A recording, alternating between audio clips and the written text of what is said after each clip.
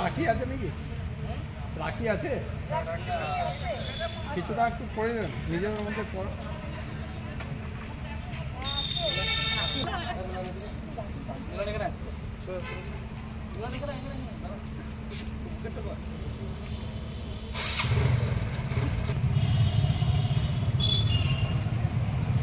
আজকে বাইরের সেটে যেভাবে বাঙালিরা বাংলা বলার জন্য আক্রান্ত হচ্ছেন, আমরা আজকে ইএসআইয়ের পক্ষ থেকে মেডিকেল স্টাফ যারা আছি, doctor, sister, group D staff, security থেকে লোকজন, ওটি অ্যাসিস্ট্যান্ট, সবাই ইএসআইয়ের পক্ষ থেকে তীব্র নিন্দা জানাচ্ছি।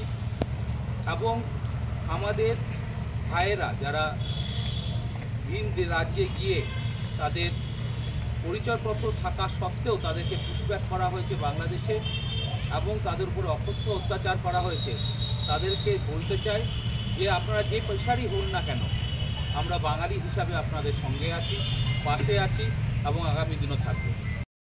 আজকে আমরা ইএসআইয়ের মেডিকেল স্টাফ, যার মধ্যে আমরা ডক্টরসরা আছি, সিস্টার্সরা আছি, গ্রুপ ডির লোকজন আছেন, ওটি অ্যাসিস্ট্যান্টরা আছেন, সিকিউরিটির লোকজন আছেন, সবাই আজকে আমরা ইএসআইয়ের সামনে একত্রিত হয়েছি। আমাদের ব্যাচে দেখছেন লেখা আছে, গর্বিত বাঙালি, বাংলায় কথা বলি। আজকে বাংলা ভাষা বলার জন্যে বিভিন্ন রাজ্যে বাঙালি আক্রান্ত। গুরগাঁওয়ের থেকে শুরু করে গুজরাট পর্যন্ত, আসাম থেকে শুরু করে অরুণাচল পর্যন্ত সব জায়গায়, ওড়িশা থেকে যে কোনো জায়গায় বাঙালিরা যারা কাজের সূত্রে গেছেন, কেউ হয়তো নিজের পরিবার পরিজনকে ছেড়ে সেখানে কাজ করতে গেছেন, কেউ হয়তো অসুস্থতার কারণে সেখানে গিয়ে থাকছেন, তাদেরকে আজকে মারধর করে সেই স্টেট থেকে বার করে দেওয়া হচ্ছে। আমরা কিছুদিন আগে দেখেছি কিভাবে মালদার লোকজনকে জোর করে পুশব্যাক করে বাংলাদেশে ফেলে দেওয়া হয়েছে, যেগুলোকে পরবর্তীকালে আবার ভারতবর্ষে ফেরত এসছে। এবং এর থেকে বোঝা যায় যে বাংলার প্রতি একটি বিদ্বেষ তৈরি করা হচ্ছে, একটা আবহাওয়া তৈরি করা হচ্ছে যে যে ব্যক্তি বাংলা বলে সে বাংলাদেশি, সে ভারতীয় নয়। আমরা এর তীব্র প্রতিবাদ জানাই।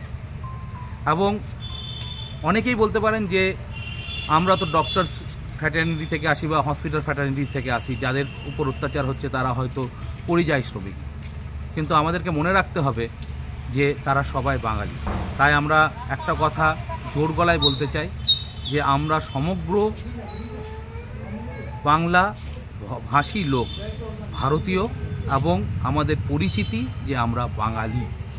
আমরা মাথা উঁচু করে বাঁচতে জানি। ভারতের স্বাধীনতা থেকে শুরু করে ভারতের উন্নতিতে সব জায়গায় বাঙালির অবদান উল্লেখযোগ্য এবং আমরা আশা করি আগামী দিনে প্রত্যেকটি ভারতবাসী সে সম্মান আমাদেরকে দেবে।